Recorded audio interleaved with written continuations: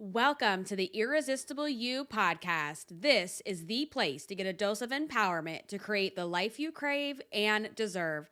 My name is Amy with two E's, and I am the CEO and founder of Irresistible University.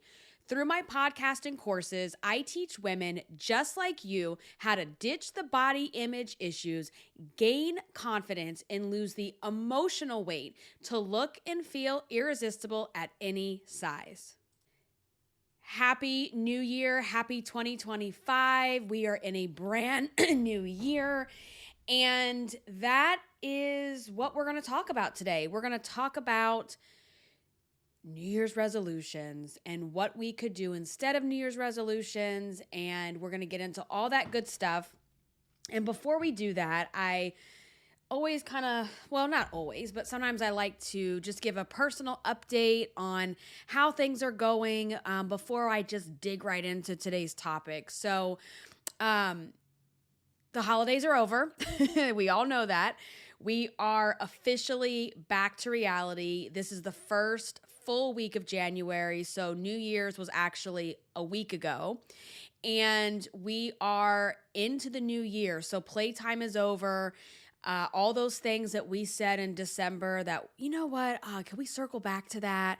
Or, the team is out this week. They're not going to be back till next year. Everybody's on vacation. Let's just go ahead and circle back. Well, circle back time has arrived. We are no longer circling back or using that as our excuse. We are officially doing the circle back because we are here. We are present and everything is back to reality. So it's my first full week back to work, a full week, because the last couple of weeks, as you know, are either you took the time off completely or you were working a couple days a week. So that's where we are. I cannot fully take off, so to speak, or make myself completely unavailable this holiday season. This past year, 2024, in my business was one of the most challenging financial years that I have ever had since I've been on my own full time. There was a lot of contracts, a lot of clients, I'm talking corporate clients, that either put projects on hold, lost budgets, or, things were just really, really unknown and scary. And I am just putting the vibes out there that 2025 has to be better. I cannot do a repeat of 2024. I am so glad to be done with that and hoping and putting things in place to where this year will be more successful and more secure. Because I'm not trying to go through that again. It was a mess. So, we wrapped up the year. I worked here and there during the holiday season just because, like I said, things were so spotty throughout the year that I'm like, if things pop up and someone needs me to work on something or there's a last minute project, yes, I am available for that. But it was still nice to have some downtime and be with the kids as they were home from school. And Frank had some time off of work as well. So that part was nice. And I just love Christmas and the Christmas season. And I will always argue that the build up to Christmas, the weeks and the months leading up to it are hands down 1,000 times better than Christmas Day itself. Now, I love Christmas Day. I love seeing the kids get excited and open the gifts and everybody comes over and, but by the end of the night, and if you're a parent or you are someone who hosts family, I think you can understand this. Christmas night is like this sigh of relief and also extreme exhaustion. I know for me, I just completely collapse. All the pressure is off, because as a parent too, for weeks, you are running around, you're hiding stuff, you're trying to make magic, you're trying to hide things so the kids don't find things, and you're speaking in code to your husband about stuff, when it comes to the kids' things. And it's just like, okay, it's over. I put the leftovers in the fridge. The kids' toys are, over there by the tree.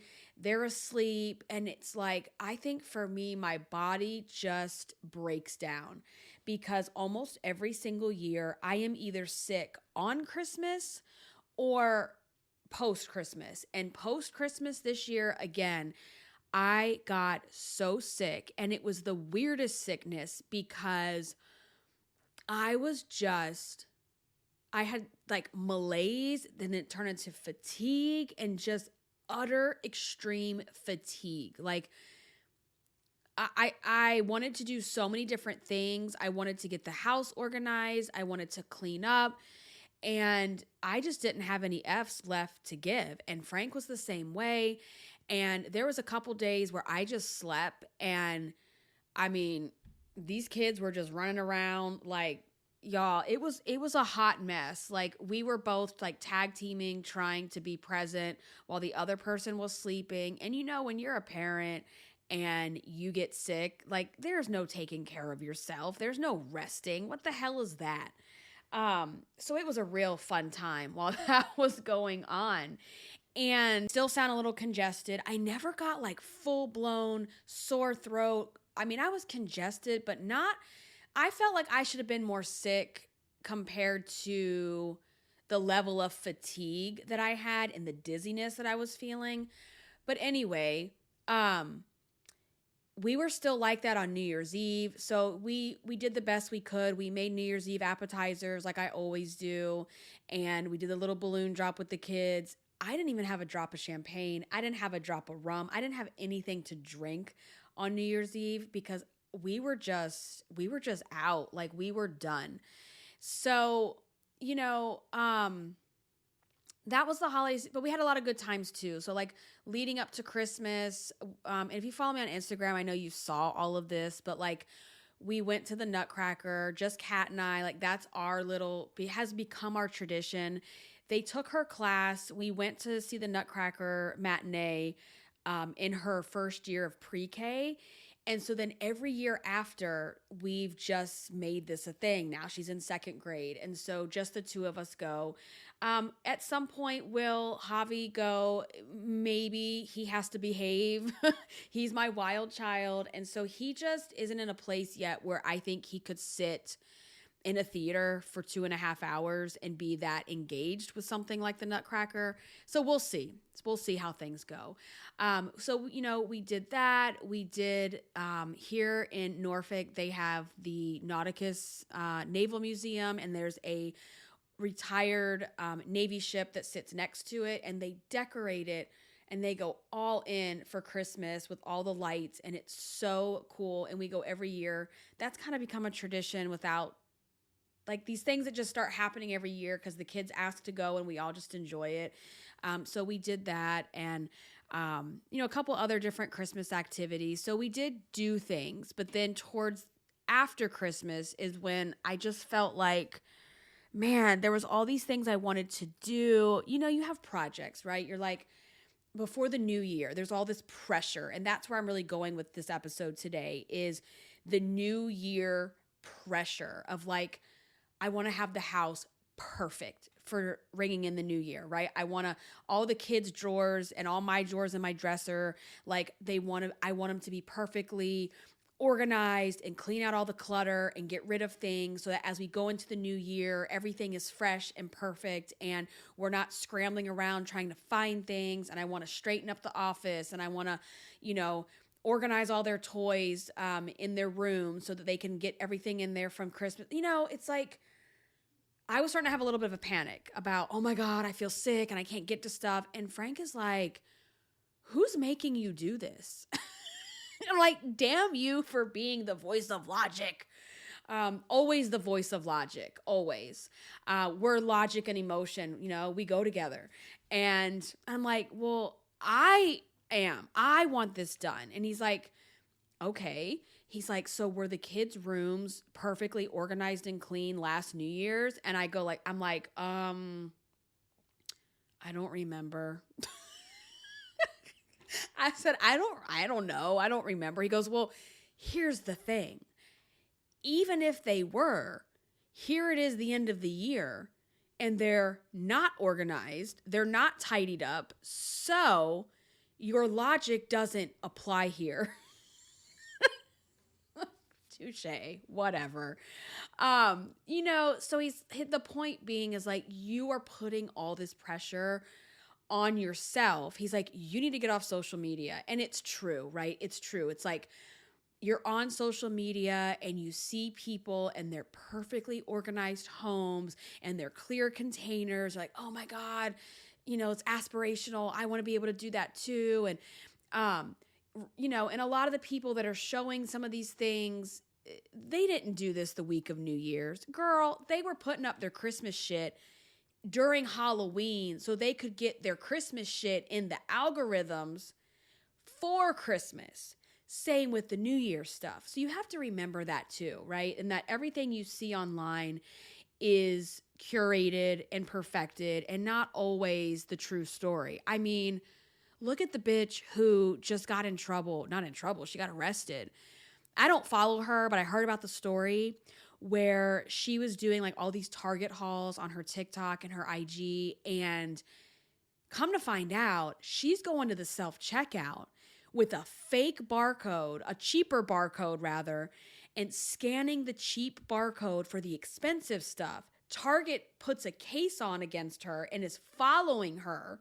Because apparently from what I researched when I found this out is that Target, if they catch on to you, they don't necessarily bust you the first time. They keep building a case against you. Oh, she is on the self-checkout camera.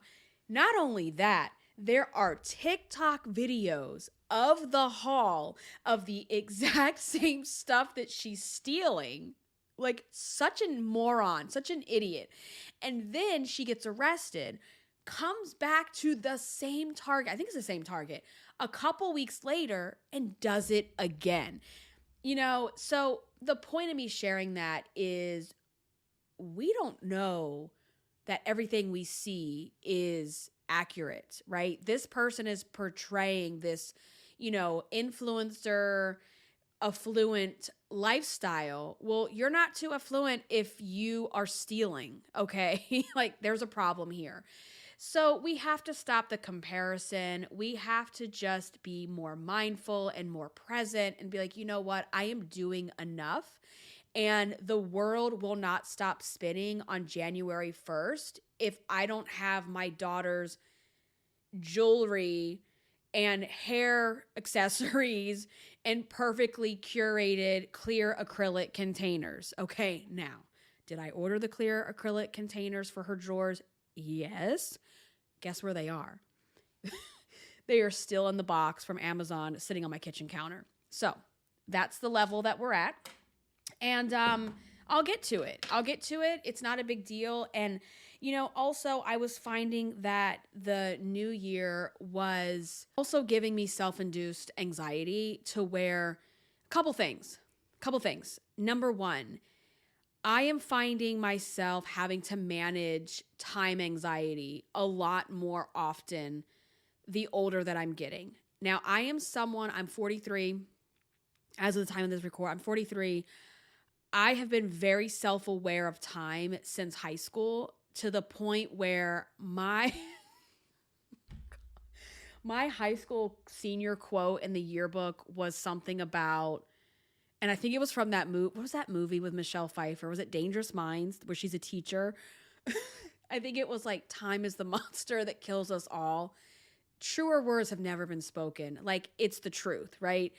But at 17, I was also very self-aware of impending time. Like, time is coming, and with time, things are going to,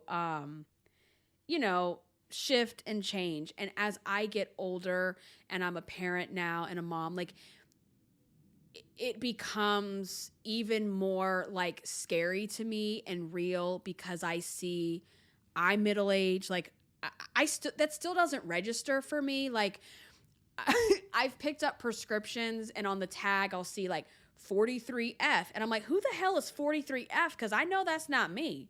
Who's the 43F?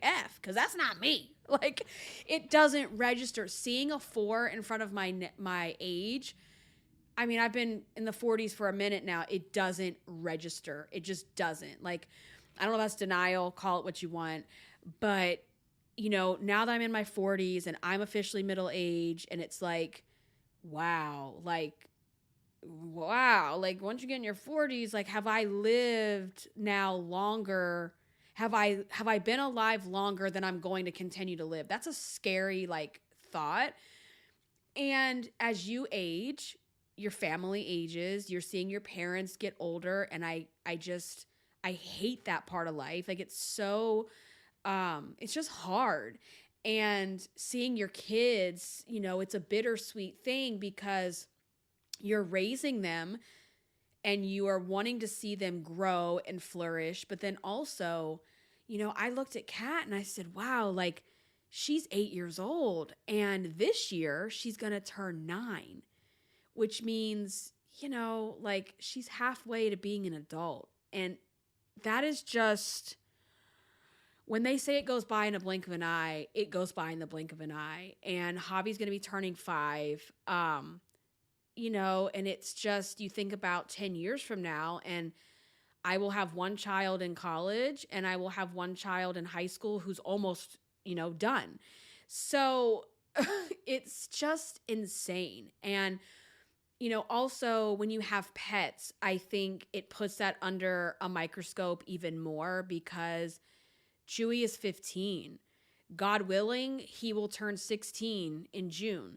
And we have seen the slowdown. We have seen, especially in the last couple of months, sometimes he wakes up and he's limping because he has arthritis in his legs. And it's so heartbreaking.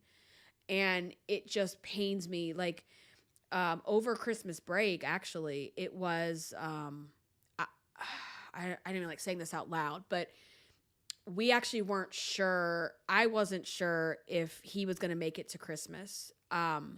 We had a really like scary couple days where he was having diarrhea. He was limping. He was breathing really hard. And minute by minute, hour by hour, I actually wasn't sure what I was going to walk in to find. So I just spent the whole day on the couch with him. And, thank God the next couple days, the diarrhea was gone. He was feeling better. His heart rate slowed down. But, he's 15. He's a dog. And it's just, I didn't want to, I probably got to stop talking about that right now. But you know what I'm saying? Like, it makes a new year feel not exciting sometimes. We have to change our perspective. And we can't get stuck in like the doom and gloom of like everyone's aging and everyone's going to die. Like, I can't live in that space. You can't live in that space. And so we have to do what we have to do to reframe those thoughts because that is not a good place to be in. Like, yeah, we are all moving to that place eventually, right? We don't know when, we don't know how, but we're all heading there. So we either live in doom and gloom and feel so scared to not do anything, or we make the best of it in the way that we know how, but honor the fact that going into a new year, the older you get, it is a reminder of I'm getting older. The people I love are getting older. Life is going to be changing. And changing in a way that's very different from when you're in your 20s, right? When you're in your 20s and you're still in college and you still haven't maybe even turned 21, or you aren't 25 yet, so you're looking forward to being able to rent a car, or, like all getting married, having kids, like settling in your career, like all these things that are up and coming, these big milestones. Things feel exciting. Things feel like, oh, I can't wait for another year. You know what I'm saying? And we have to do more work when we're in our 40s and above to even 30s, like to reframe those thoughts and reframe how we're looking at things, because it does change and it does shift, and it's supposed to. This is normal. But it's a new normal that we're navigating and trying to figure out. And let me just tell you, for those of you that are in middle age, like, it's a weird time. It's a weird place to be, because it's like, you're not like old, but you're not young. You're not young, but you're not old. And it's also a strange place to be, because there's people your age who look really old or look really aged. There's also people your age, you're like, damn, you look so young. Or you've got friends with toddlers, like I guess Javi's out of the top, but you have friends with young kids, and you have friends who are now grandparents. What the F is happening? I don't even know where I am anymore. Like, it's just weird. So it can bring on that anxiety of like, we're getting older. I'm terrified of like what this new year could bring, because will this be the year that's marred as the year that I lost so-and-so, right? And I've got to get myself out of thinking that way and doing some work behind the scenes to really change my thought process. But I say these things out loud because I know I'm not the only person who thinks it. And I just want you to know that if you do feel that way, you're not alone. You're not alone. We're all going through it in some way. So there's that piece of the new year anxiety, okay? There is also, holy shit, it's the end of the year. New Year's is in a couple of days. Like, that last week of the year is when all this really sets in for me. And it's like, I didn't accomplish what I wanted to accomplish. I didn't meet my goals, right? I'm going to have trigger warning, vulnerable moment. One of my big goals for 2024 was to get out of a lot of debt. And that aged very poorly. Like, laugh or cry, because you're going to do one of the two things. That really did not age well, considering the job market and the client shit that I was talking about. Like, it is what it is, right? And I have to set myself of like, listen, financially, you may not have reached any of those goals, really. However, there's food on the table. You're still doing some activities. Kids are fed. Kids are housed. Kids are clothed. You guys are well taken care of. The bills are paid. The house is paid. Like, we may not be in a year where we were thriving and doing a lot of the extras here and there, but we're okay. And we're healthy, and we're here, and we're all together. And I don't know why I'm getting choked up. Like, that's what matters. And our society has such a problem measuring our worth and our success in numbers, be it financial numbers or numbers on the scale or numbers in our clothes, right? Like, we are so, like, it's so ingrained in us that we're not valuable, we're not worthy, we're not doing enough if we're not making enough, if we're not losing enough, right? And we've got to work on our thoughts again on that, how we're thinking about that, how we're framing that, how we're teeing that up, because that is not the case. Like, what really matters, and it's such a hard balance, right? Because we can't take care of the people we love. We can't take care of ourselves if we aren't doing well financially. But what is doing well? Like, define what that is, right? So we have to find other ways. And I am someone who has a really hard time measuring my worth outside of what I can contribute financially, right? So it's like, that's really hard for me. And I think especially like being an entrepreneur and having my own business and knowing that it's a roller coaster, right? You have years that are just like, oh my God, like how did I get here? Like, in a good way. And then other years like, how did I get here? Right? And it has its ups and downs. And I don't care what kind of business you're running. you will always have those times. So, you start to look at your goals and you're like, man, I failed. I didn't do what I set out to achieve. But then you have to say, like, is that true? Is that real? And I think I just answered that, where it's like, bills are paid. I still was able to take Catalina to Disney for our annual diabetes weekend for the conference and a couple days at Disney. We did it. We did some of the activities, different events here and there for Christmas. I took the kids out of town for spring break. We went out of town for a night to see Medieval Times on my birthday. Like, you can't call yourself a failure if you're still able to do things like that.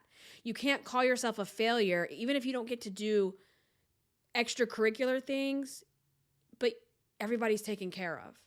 Because if there's one thing about me, I'm resourceful. If there's one thing about me, I am resilient. If there's one thing about me, I will always figure shit out, right? And I think that you've got to find other ways also to measure. So even if you set out and said, okay, this year I'm going to get out of debt, or I'm going to pay off X amount of dollars, and you didn't achieve that, okay, but what were you able to achieve, right? Same thing with weight. And one of my goals was definitely not to end the year in the 200s. I wanted to be in Wonderland, and I'm still in Wonderland. Like, I ended the year at 197. I did not gain any weight over the Christmas break. I have kind of just stayed the same again since Disney. So Disney is when I finally got to Wonderland. And so since like mid-September until the end of the year, I just kind of hung out in the like high 190s. I'm okay with that. I feel like that's a win. I feel like that's a success. And that's with me not trying. I wasn't trying towards the end of the year. I wasn't in an active, okay, I need to lose weight mindset, right? I was just being. And I've had to really look at that and say, wow, like, weight has become such I'm not going to say a non-issue, but has become such a small passenger in the car, right? To where it used to drive the car, and it used to drive the car off the road, and it used to get into accidents, and this bitch was crazy, okay? It has become such a small passenger in the car that I don't always think about it. I don't obsess about it. I don't stress about it. Now, do I want to continue losing? Yes, I do. And I had this epiphany, and this always happens to me when I get to the 190s, where I'm like, oh, wow. Like, I can actually see the light at the end of the tunnel is getting really, really bright. And if I would just buckle down and make an effort, I'm going to get to the end, right? Because when I think about being in the 190s, and my goal was to be like, I set my goal to be 170, because I started out and my highest weight was 270. And I'm like, let's lose 100 pounds. That puts me at 170. Am I going to still feel like I'm too big at 170? Is it going to be too, I don't know. But what I do know is that I haven't been that weight in, oh my God, I don't even know. High school maybe? Yeah, like a long time. So I'm like, well, for me, that's really small, right? And so that was kind of like the milestone. And when I think about that now, that's 27 pounds away. Girl, I've lost over 70 pounds. 27 pounds is nothing, And so I want to work on, all right, let's do this last 30. And then we'll reevaluate. Let's get in shape. I want to get into a routine with lifting, doing strength training, toning, and just see where I can take myself with everything. And I'm like, damn, girl, I'm like, my birthday's in July. I could really, truly be at my goal weight and be really healthy and in shape by July. And that's and I want that for myself. And I need to do some internal thinking and thought work, because every time I get to the 190s, something happens to where I must be sabotaging myself, or because it's like I get there and then I'm like, oh, this is so close. And the next thing I know, and the last time I was this close is when I got pregnant with Kat. So, that's not happening. That ship has sailed. We are no longer taking that route. So I don't have to worry about that. So let's just get down to business, And so my goal for this year will be to be at 170, and not just to be at 170, because I could be at 170 and be a flabby mess. Okay. I want to get in shape. I want to have a shape again. I want to have an ass again. I want to, have a very like defined waistline. Okay. And so there's work that needs to be done to do that. So that's one of my goals. And I want to just say to that, you can't just say, I want to lose weight. What the hell does that even mean? That is such a broad, it's just like saying, I'm going to get out of debt. All right, cool. So how are you going to do that? Right? So I need to, set my plan. And you guys know I do 10-pound increments. So the goal right now is not to get to 170. The goal right now is to get to 189 and say goodbye to the 190s. So right now, my plan is, how do we knock out these 190s forever and lose these next 7 to 10 pounds? So that's where I'm at, and I will have a plan and some actions that I'm going to start taking to do that. Just because you didn't get to your goal weight last year, you are not a failure. You need to reevaluate what was going on. Why didn't you get to your goal weight, right? Ask different questions. Asking different questions will get you different perspectives. Asking different questions will get you a new perspective. So instead of saying, I'm such a failure, I didn't get to my goal weight, I'm still fat, or I gained weight, the question is now, what caused me to gain weight this year? What caused me from wanting this so bad to self-sabotaging and gaining more weight? What caused that, so that I can avoid doing that again, right? And that's where I was at with myself, is like, I know that I have broken these patterns that for years was like, you know what I'm saying? Like, being able to stay the same is also a win. Like, where are you right now and where were you a year ago? So it's not to tear yourself down and tear yourself apart. It's to figure out how to change. How do I do things differently, right? So that I don't repeat the same mistakes. How can I learn from my mistakes? Okay.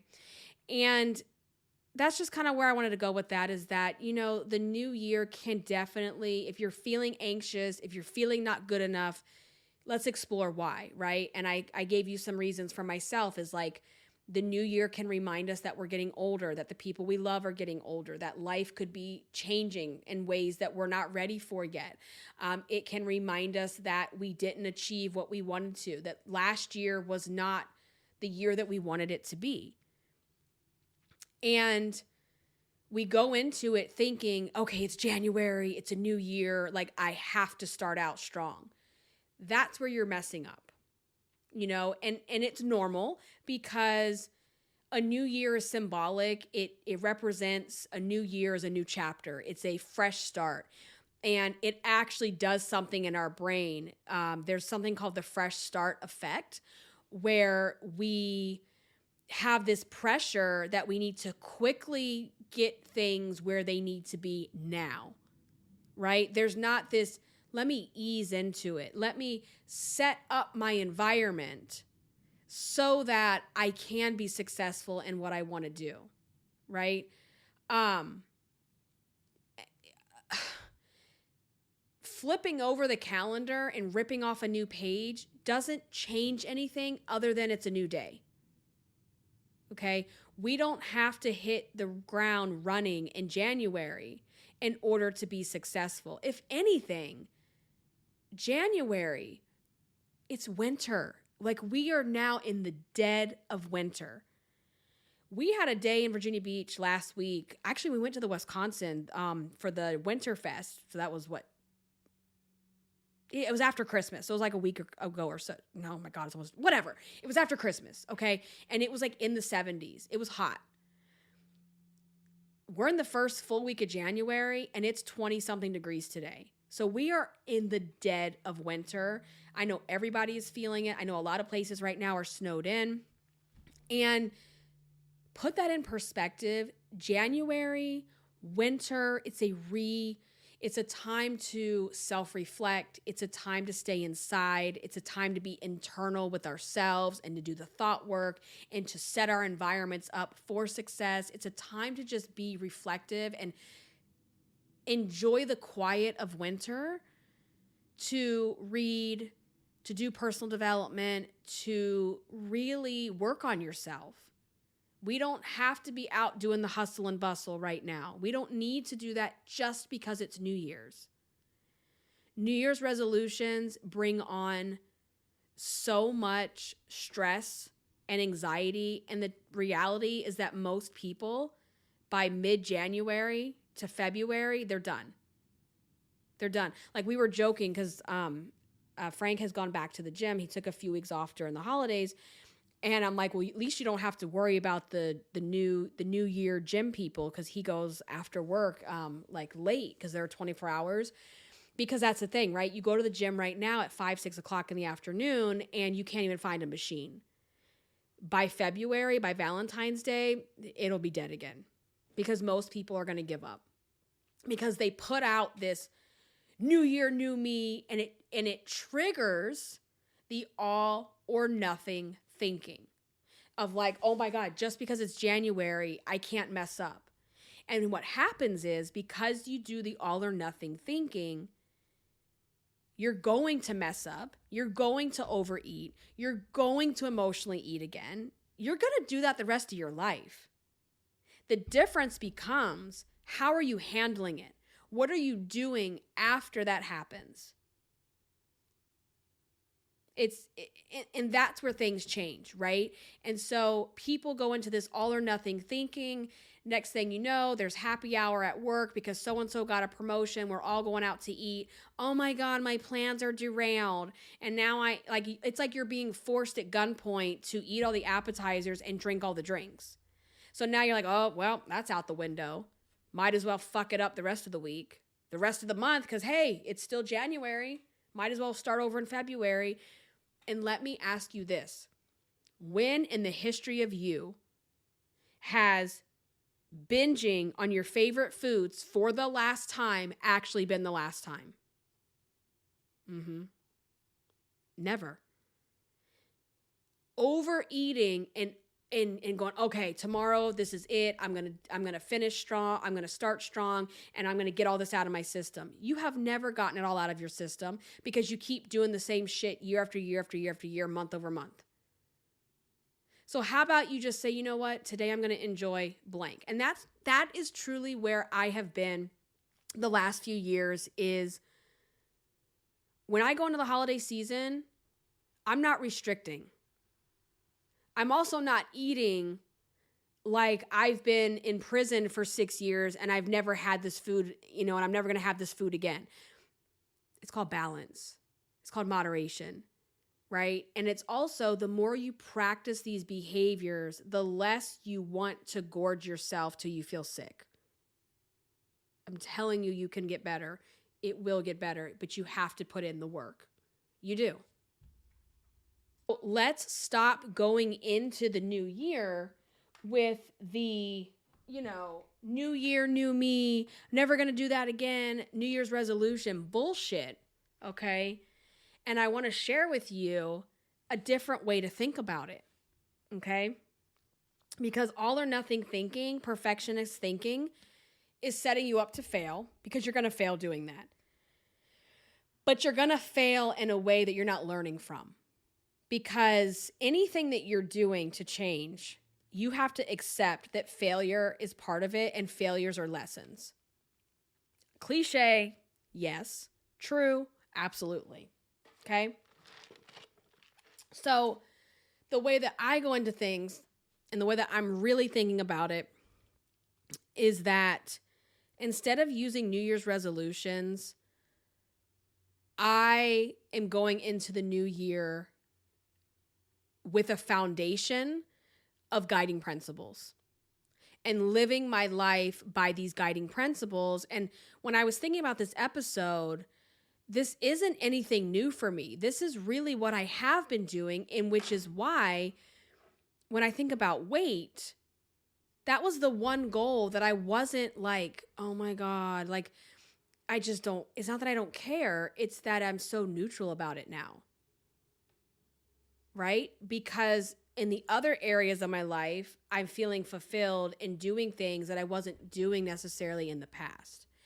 So if you go into the year, the month, anything, it doesn't have to just start at the new year, and you are living by guiding principles rather than resolutions, you're going to see personal growth. You're going to see long-lasting change. And if you're on your weight loss journey, you could be in a place where you're going to lose your weight for the last time and not keep repeating the cycle. And so what do I mean by that? So I developed 5 guiding principles that are part of what's called the Irresistible You framework. If you are part of my course, this is what I teach. So I teach by these guiding principles and I live by these guiding principles. I'm not someone who just made this shit up and is like, hey, you should do this. No, this is what I actually do. So I want to dive into this and what it means for you as we're going into the new year. So the guiding principle number 1 is break the rules. And breaking the rules is challenging yourself and asking yourself, why am I living by this rule? Like, why do I, like, think about, again, this self-inflicted crap about I have to have the house clean by New Year's. Why?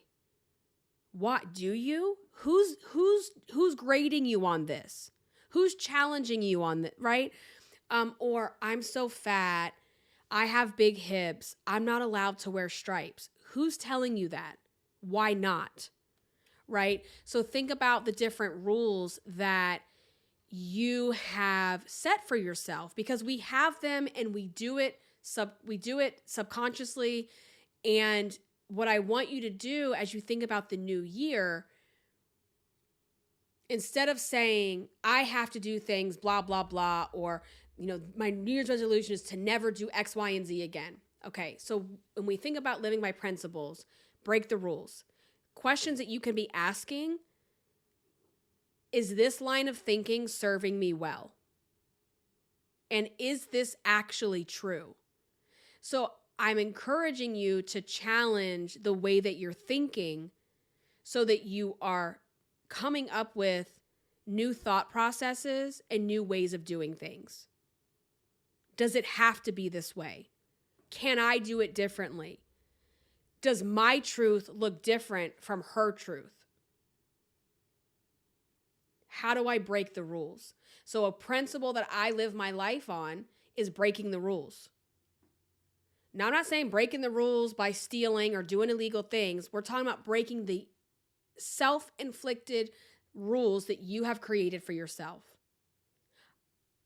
Another one of these is, well, I want to get the weight off by the summer. So until I do that, I'm not going to let myself have fun. I'm not going to let myself have happiness. I'm not going to let myself go out. Why? Can you break that rule? Does it have to be that way? Can you do it differently? Because when you start breaking the rules and changing the way you think, your life is going to change. The way that you think about yourself is going to change. Okay. So guiding principle number 2 is make confidence queen. And so in this principle, what I think about when I think make confidence queen is it boils down to, and this is what I teach in the course, right? It boils down to taking action. Taking action before you're ready to. Because here's what we're going to say. Well, I want to lose weight and I'm going to be at my goal weight by the summer. And then in July, I'll go buy a bathing suit. And then in July, I will blank. Okay? Because you've created a story in your head that you think if you lose the weight, you're going to feel ready to do it. And I am telling you right now, from experience, you're not going to feel ready just because the weight came off. You're going to feel ready because you're going to challenge the rules that you're living by. You're going to feel ready because you're going to take action now at your highest weight. So the question I would ask myself is, what action can I take today to alleviate my anxiety? Because action alleviates anxiety. When you think you're not enough and when you think you're not doing enough and you feel anxious because of that, what you need to do is take action. Okay? Think about weight loss. Okay? What can I do today to take action to alleviate the anxiety that I'm not losing enough? So I'm going to implement cutting out sugar, real soda every day. That's one thing I can control, right? What action can I take today to alleviate my anxiety that I'm not doing enough? Finances. I'm going to stop ordering Starbucks. I'm going to cancel that one subscription that I know I don't use. And I do that, I'm going to feel a little bit better. It's going to inspire confidence. Like, okay, I can, because when you take action and you alleviate the anxiety, what happens? You build confidence, because you build confidence by doing what you say you're going to do. And when you tell yourself over and over again that you're going to lose weight, and then the end of the year comes and you don't lose the weight and you feel like a failure, you have no confidence left in yourself. And it's not because you're fat. You don't have a lack of confidence because you're fat. You have a lack of confidence because you keep breaking promises to yourself. That now you don't believe yourself. You don't trust yourself. So that when you tell yourself, yeah, this year I want to lose weight again. You don't believe that. You don't feel that. You don't own that, because in the back of your mind, you're like, no, you know you're going to fail again, bitch. You know you're not going to do it. So you half-ass your way through the weight loss and then wonder why you end the year feeling like a piece of shit again. And there's an exercise that I talk about all the time, is to think about right now in January, what is it going to feel like on December 28th, not even New Year's Eve, December 28th, when you're thinking about the new year coming up? How do you want to feel? I don't want to feel anxious. I don't want to feel like I haven't done enough. I want to feel confident. I want to feel good in my skin. I want to feel peace. I want to feel calm. I want to feel ease. I want to feel luxe. That's what I want to feel. How do you want to feel when you think about the last week of the year? Make confidence queen, living that principle is asking yourself, am I showing up when I would rather go hide in the bed today? And let me tell you this, today was, everywhere else in Virginia got snow. Good old Virginia Beach. Could we get an ounce of snow? No, of course not. We can't get snow, but my God, it's 30 degrees outside. So the kids were so disappointed because they wanted school to be closed today. And there was a very high chance it was going to close due to the ice, but nonetheless, it did not. I also was hoping that school was going to close today so that I could have an excuse to not wake up on time, to stay in my bed, which would have turned into the podcast not getting recorded, me losing confidence in myself. So you have to ask yourself, am I showing up when I'd rather hide away in bed? That's how I build confidence. Am I waking up early and getting shit done because I have goals to achieve? You can't set all these goals and then your actions are lazy, dismissive, checked out, delusional, and then go, woe is me. I'm not good enough. I'm not good enough because I didn't achieve my goals. Whether you achieve the goals or not is not the end result. The end result is, what actions did I take this year to get shit done? Okay? You could be doing actions every day to get shit done and shit still doesn't get done. That's out of your control. Okay? But are you showing up? Are you waking up? And are you doing what you need to do? That is where the magic hits the road. Am I speaking up when it matters? Even when I don't feel confident? Because confidence doesn't just show up at your door like a fucking Amazon Prime package. This isn't Amazon Prime. I can't go on Amazon and order confidence. It doesn't just show up at the door. You build confidence by doing things when you don't feel confident. And one of those questions is, am I speaking up when it matters for myself? Am I speaking up when it matters in front of my kids? Because they're watching, they're listening, and they're going to pick up on your habits. And are you going to instill the same low self-esteem and lack of confidence in them? I will be damned if that happens. Let me give you a quick story. All right, so over the September, Kat and I went to Disney for our annual diabetes conference, and we were at the pool, and we were at the resort, Disney Resort, kids' place, keep that in mind. And we were swimming, having a good time, and I did notice this one teenager. He's got to be about 14 years old. He was really obnoxious, and he was hanging out with some of these younger kids. And I was like, well, that's a little strange, after I realized they're not families that were like on vacation together. And I couldn't quite hear him. I could just tell he was a little obnoxious, okay? So then I'm sitting like in the chair right in front of the steps. Kat is playing in the water right by the steps. And I notice him talking to another little boy. And he starts to say things. I hear him saying the word, he's using the word bitch. And he's saying, well, bitch isn't a bad word. He's being obnoxious. He knows what he's doing. And he's saying this in front of another, like maybe 9 or 10-year-old little boy. My daughter is in earshot. I mean, she's right there. My ears perk up and I go, oh my God.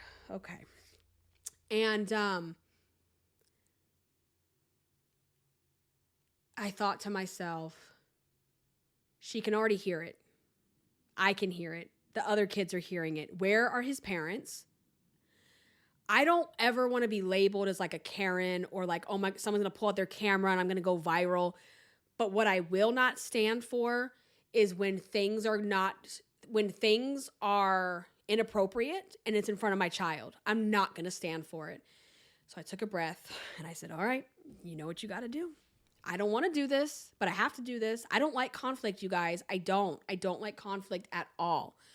And I said, excuse me. I said, you are being extremely inappropriate and there are children in the pool and my daughter is right there. I really need you to stop talking that way. Something like that. And he just looked at me like he couldn't believe that I just said that. Kat is looking at me like mouth on the floor like, oh my God, Mom. And I said, you need to stop.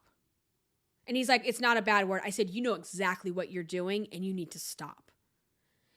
And he stopped. He kind of, got a little snippy.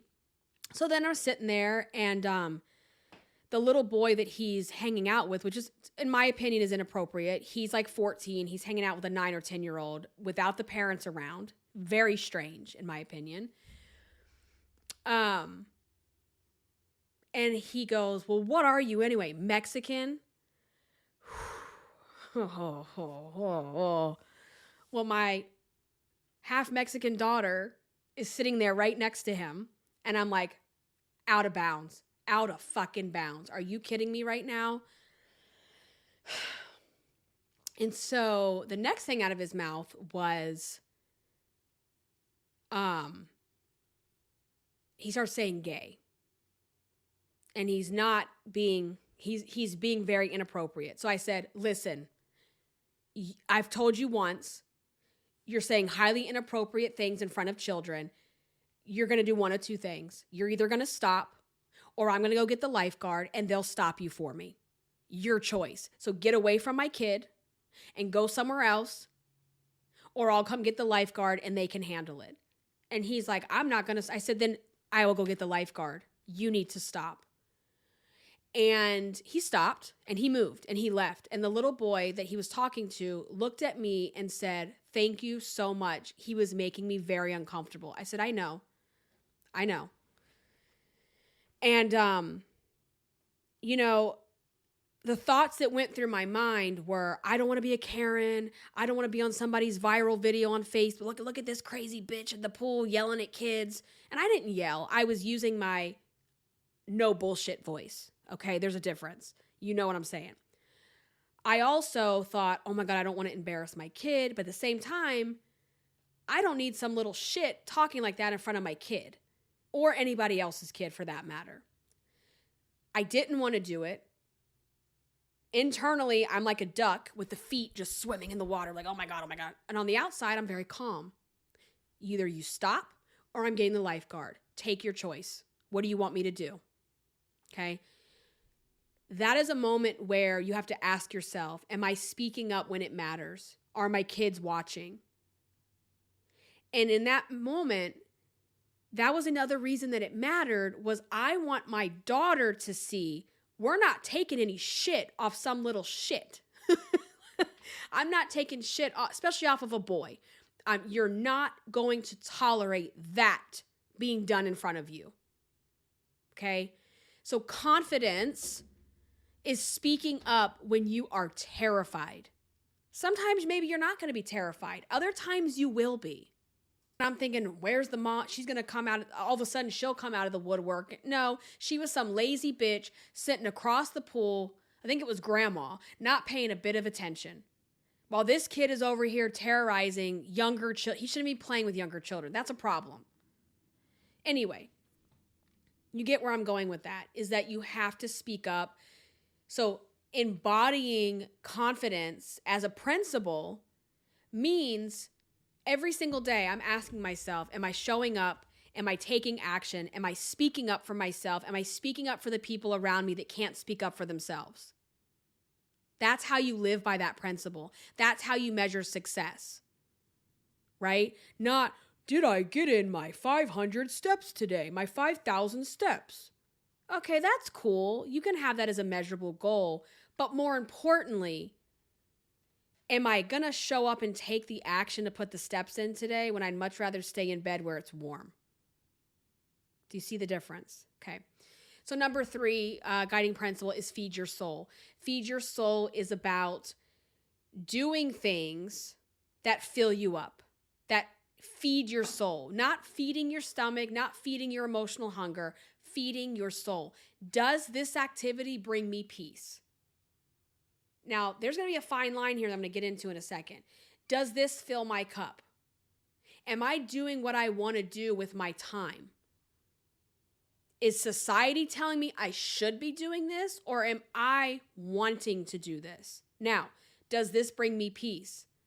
Does having to say something to the little shit at the Disney pool bring me peace? No. But you know what does bring me peace? How I feel after.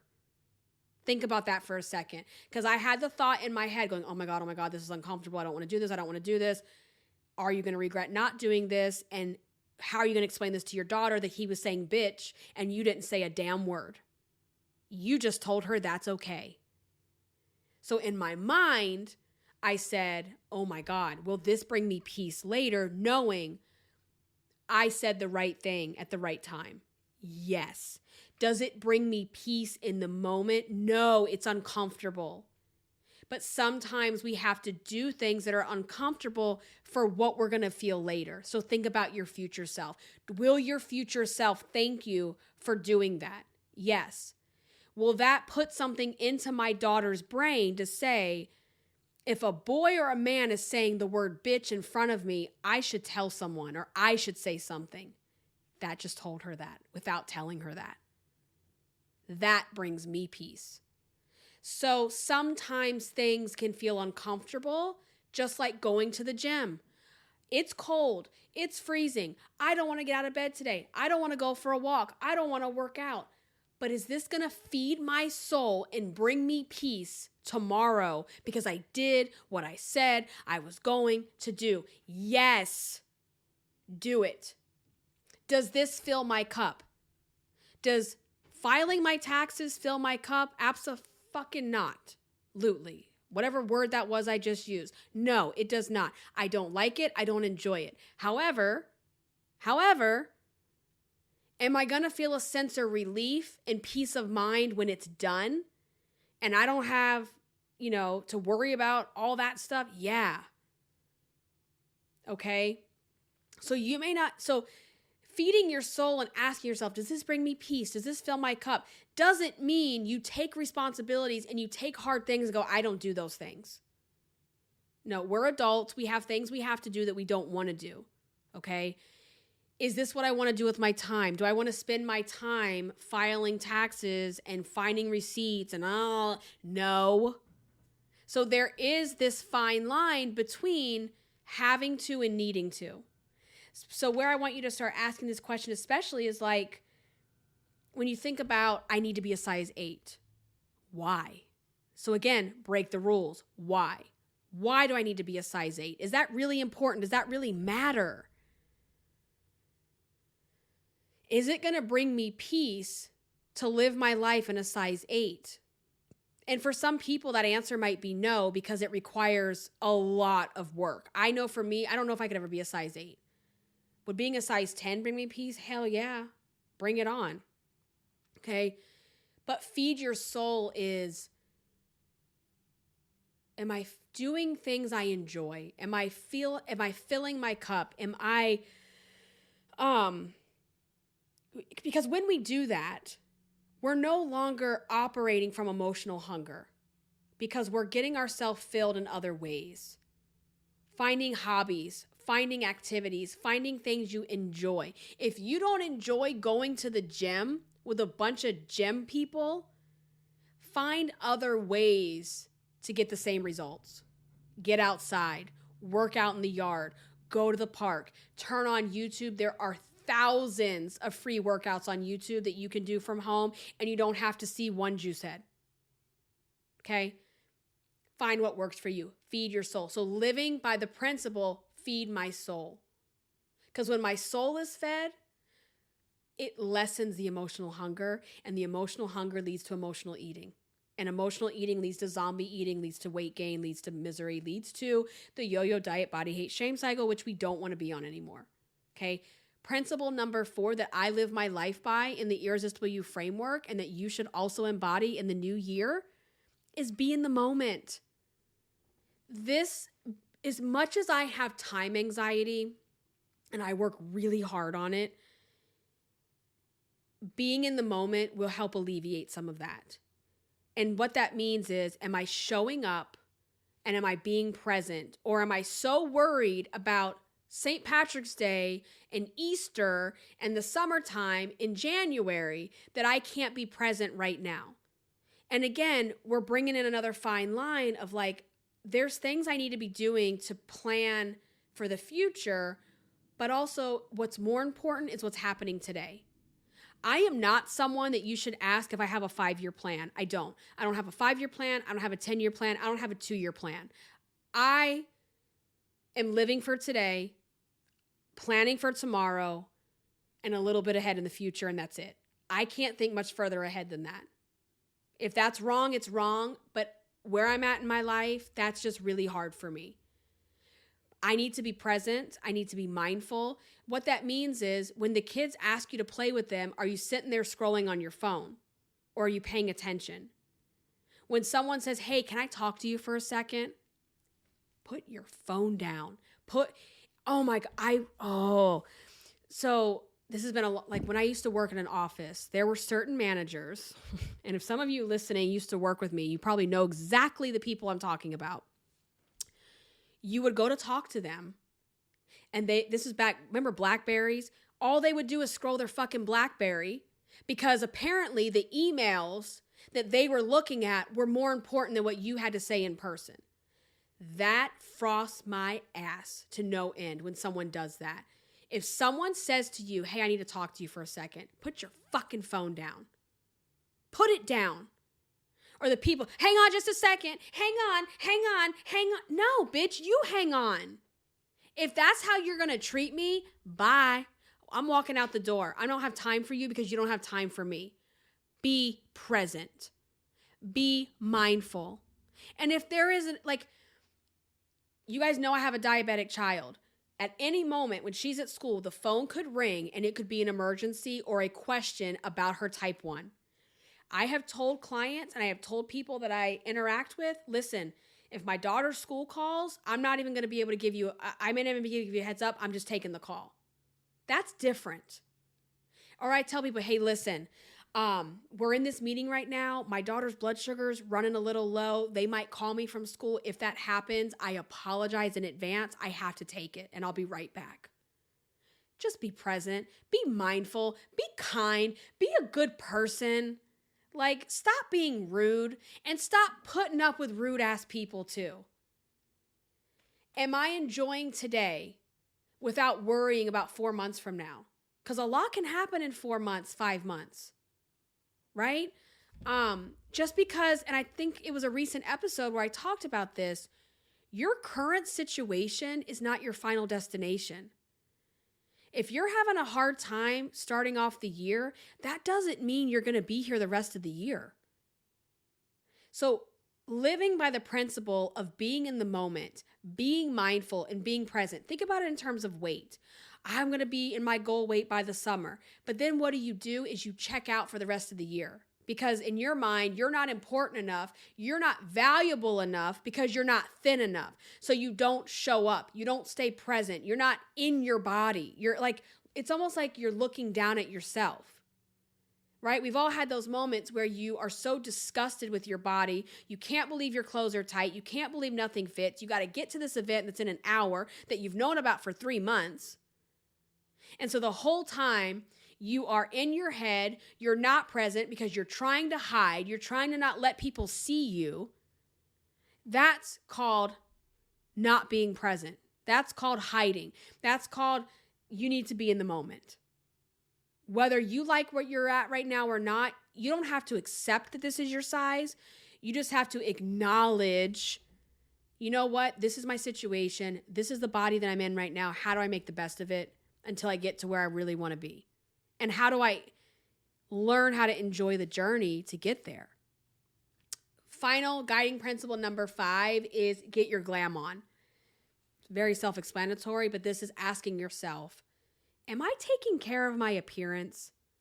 Am I showing up in the world the way I want to be seen? That doesn't mean you got to force yourself into that size 8 because maybe you're not there. You're not there yet.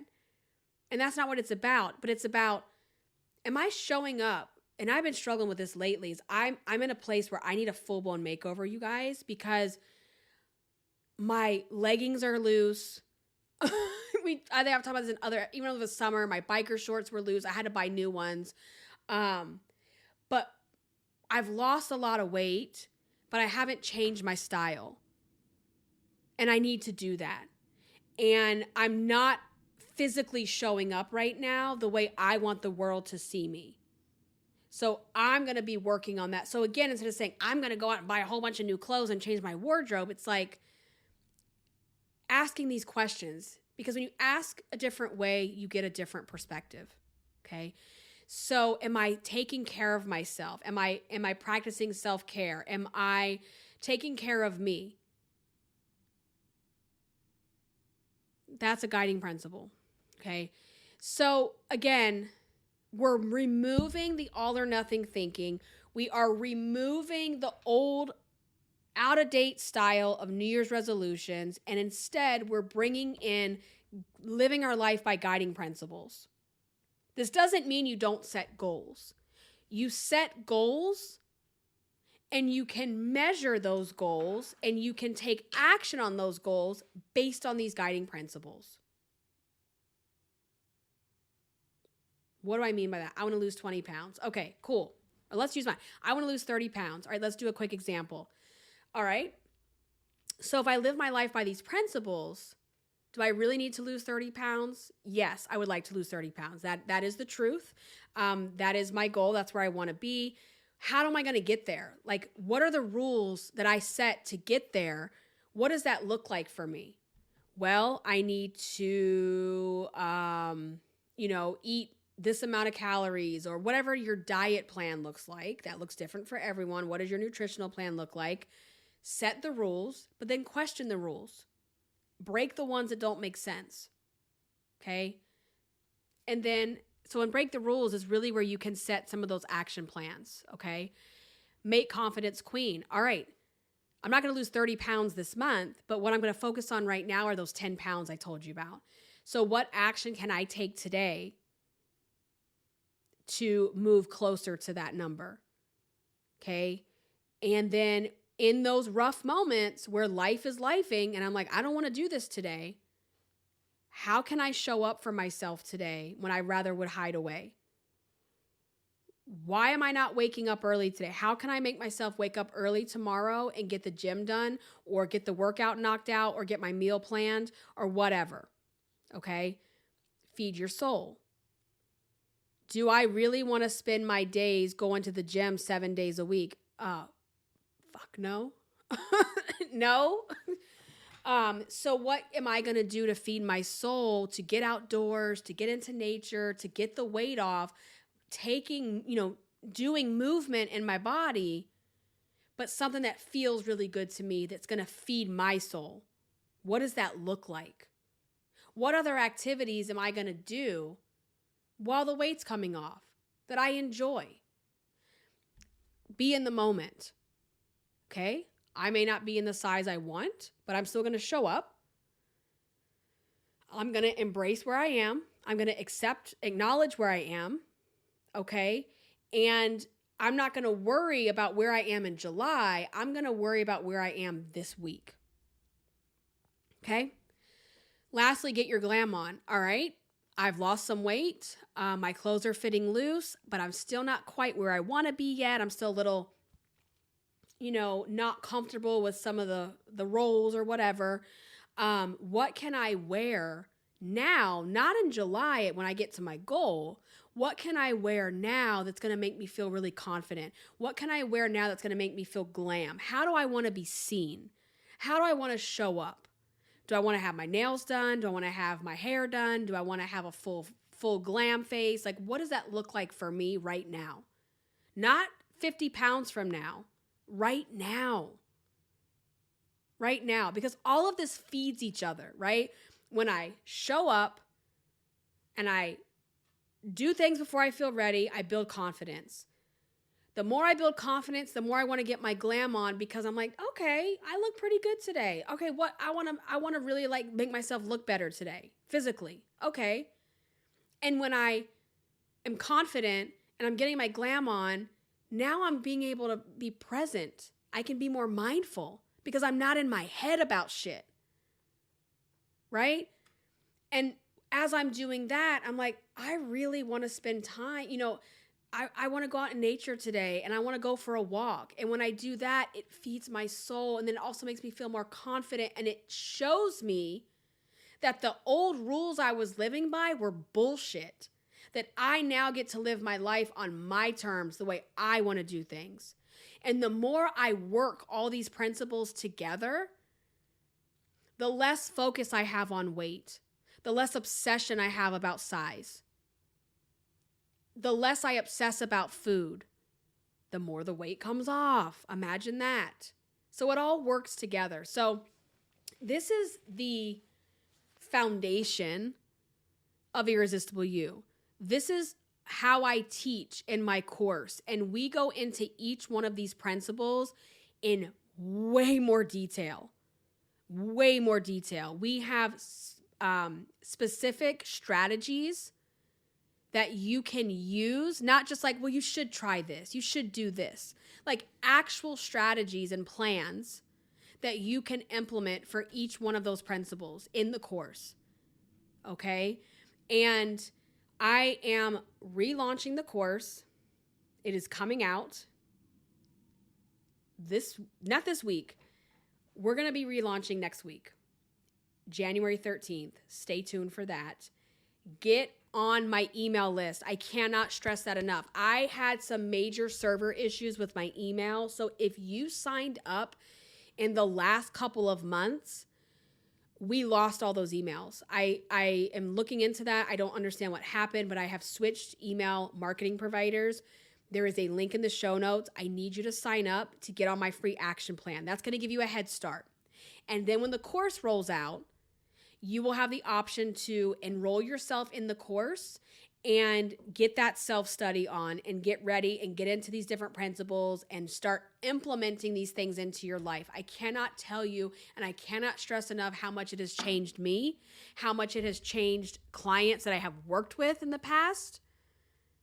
It works. It works. So stay tuned for that. Hit the link in the show notes. This has been a really long episode, but I feel like we had a lot of catching up to do. We had a lot of talking to do about the new year anxieties, how to alleviate those, how to start living your life with guiding principles and not with New Year's resolutions, because New Year's resolutions are not going to last. When you live your life by certain principles, it just becomes life. So it hit me because I'm like, I don't know what I'm supposed to talk about, because things just feel like, I don't use the word normal, but like, it doesn't feel like there's any like new revelations to talk about, I guess. And I'm like, that's because you just do it now. It's just second nature. It's second nature. And I want that for you too. So we had a lot to talk about in this episode. So where do we go from here? Number one, please get on the email list. We don't know what social media is going to do. We all know there's a cloud hanging over TikTok. We don't know what's going to happen with that. At any given point, Instagram, Facebook could, we just don't know. But if you're on my email list, we will always be in connection with each other. And if you're on the email list, you will get notified when there's new episodes. You will find out when the course drops. You will also have access to certain promotions and discount codes for the course and other products that I'll be launching in 2025 and beyond. So on that note, head over to Instagram as well. I am at Irresistible Icing on Instagram and TikTok. I have taken a little bit of a break over the holidays from posting on my feed, but I always post in stories for the most part. I took a little bit of break from that too, but I'm back, and head on over there. That's the best way to stay in touch. So between the email list and Instagram, let's get connected over there. Also, if you're not subscribed to the podcast already, please hit the subscribe button. On your podcast player, there is also a way to get notified when there's new episodes immediately, so make sure you do that as well. I am going to catch you guys in the next episode. Until then, stay irresistible. Bye, guys.